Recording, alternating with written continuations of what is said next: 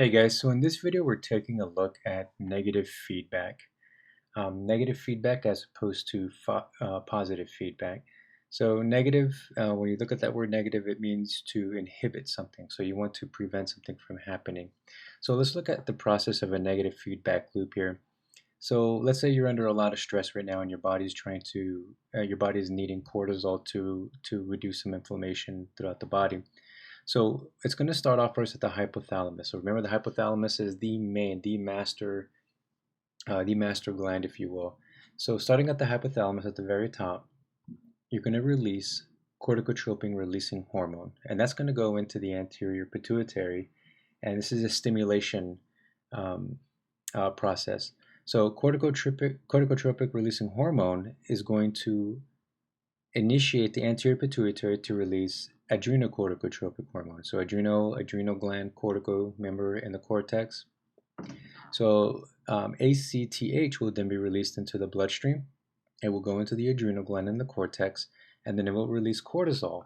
And cortisol will go into the bloodstream, okay, and into the bloodstream, and then it will stimulate various things. So first, it wants to produce glucose, right? So for the short term, it wants to, like, for your fight or flight system, your systemic nervous system, if you remember that from previous chapter.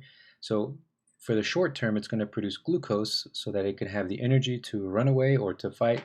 In the long term, it's going to manage your glucose levels in your blood. And it does this by a couple of ways, by inhibiting protein synthesis, so that way more glucose can be made. It also promotes fatty acid release, so that these fatty acids can then be broken down into glucose, or glycogen in the liver can be broken down into glucose, gluconeogenesis, if you remember that.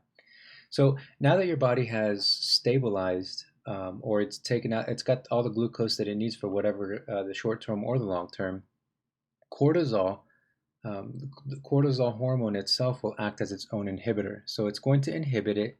It's going to inhibit the production of cortisol on two levels. And this is where the negative aspect of the word negative feedback comes in. So negative meaning it's inhibiting. It acts as its own inhibitor.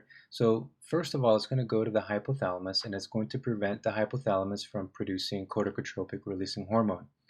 Uh, Now, at a much greater extent, it's going to go to the anterior pituitary and tell it to stop producing adrenocorticotropic hormone. And in combination with these two things, that's going to prevent the adrenal gland from producing more cortisol, and that's the negative feedback mechanism. Real quickly, let's look at another example of this. And this again, we're starting at the hypothalamus again, and we're looking at the production of thyroid hormones.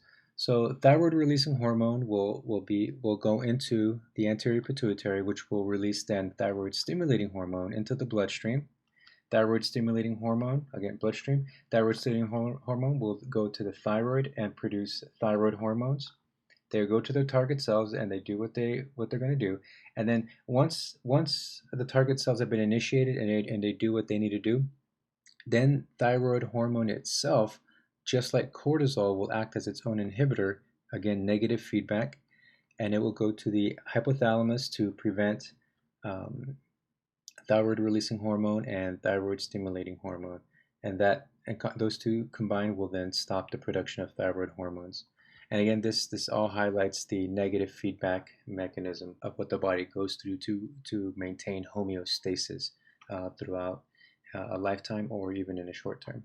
Okay, guys, thanks for watching and good luck in your studying.